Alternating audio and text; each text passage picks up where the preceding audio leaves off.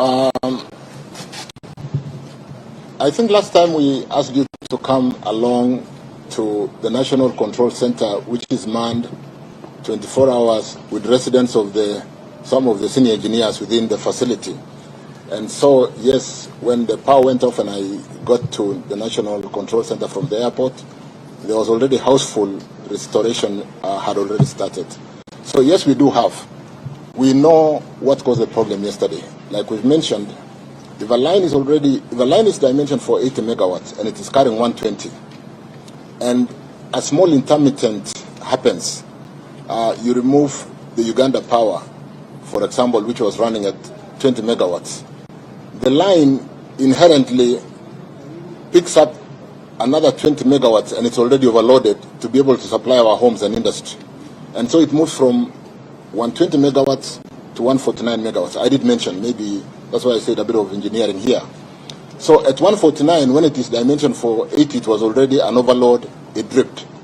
When it dripped, what then happens and the engineers can explain better, is the next station will seek to supply power to all the other stations, whereas we have pulled down, or a system has pulled down to protect itself at Moroni, Kisumu.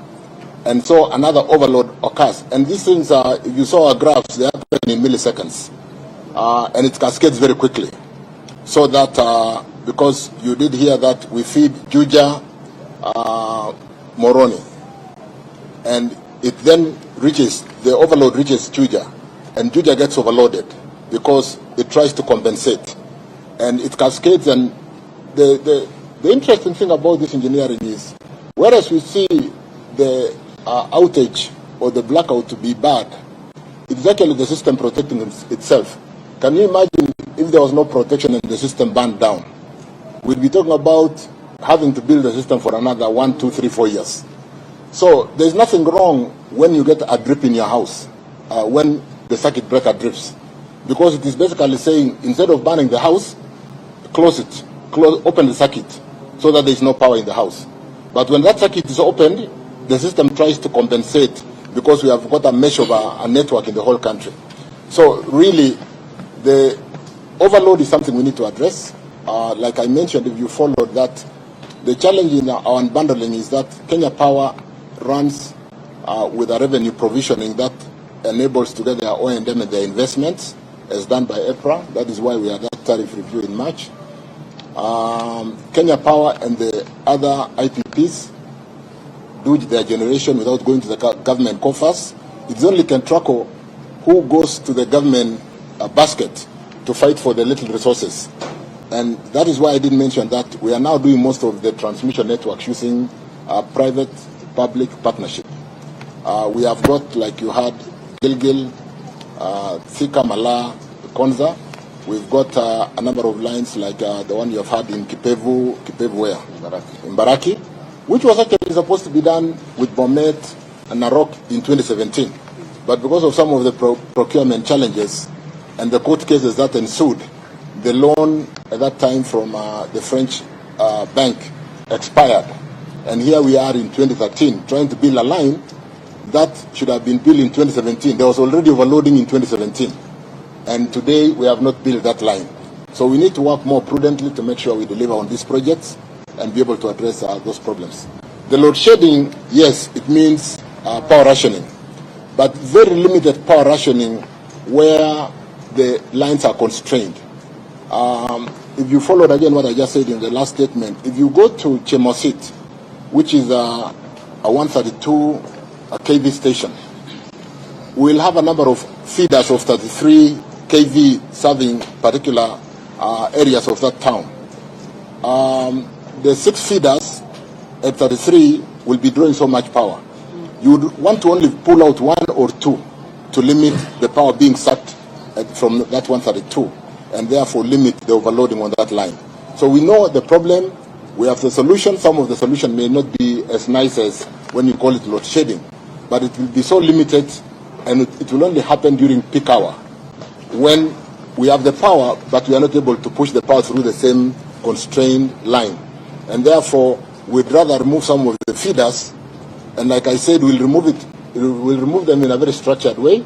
We'll communicate through you and through our leadership to be able to understand which region, which feeder will be out today. It will be very limited, because what happens when that line is overloaded, it cascades down and causes a national problem.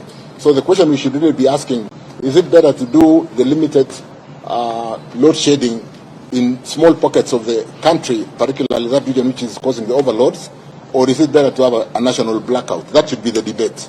And that is the debate we'll have between today and Thursday, and come out with a proper schedule on how we are going to manage the overloads in the few links which are overloaded. It is not a whole country overload. We have sorted out, like you had Kimuka, which is a challenge. We are sorting out Lake Turkana with some StatComs, again very expensive voltage stabilizers. We have sorted out Otum. We are finishing Kitale in a very short while. Even as we do that, I did talk to interventions that will address Narok Sotik, that will address Moroni, Jemosit, in terms of trying to seek to go from Moroni direct to Nziwa, instead of looping the power through a constrained line, build a link that goes directly to that load center. Can we? The backup, we do have backup. Like I said, when we give you the statement, you'll see that even when we went down, we were receiving 184 megawatts from Ethiopia. We were receiving 20 megawatts from Uganda. That seems to have gone down, and the 20 megawatts was picked by this line, and that is what caused the overload. We are finishing the line to Tanzania in another 1-2 months. Yeah, 3 weeks. 3 weeks, so that we can be able to even support Tanzania, who have their challenges also. And while Ethiopia is having so much extra power, that power is not able to get to Tanzania, because there's a small link which we need to complete on the Kenya side. So yes, we have a good interconnector with our neighboring countries, where we have not quite finished like Tanzania. We are finishing like you have had in 3 weeks. And we have a really good East Africa power pool. The Lesotho Tororo is still a problem, because again, some litigation, but we are unlocking that challenge, and we will be able to build Lesotho to Tororo. Is that correct? Yes. To be able to interconnect with Tanzania, no, using to Uganda, to Uganda 400 kV, to be able to get more power in and out of Uganda. Let me start here and come this side.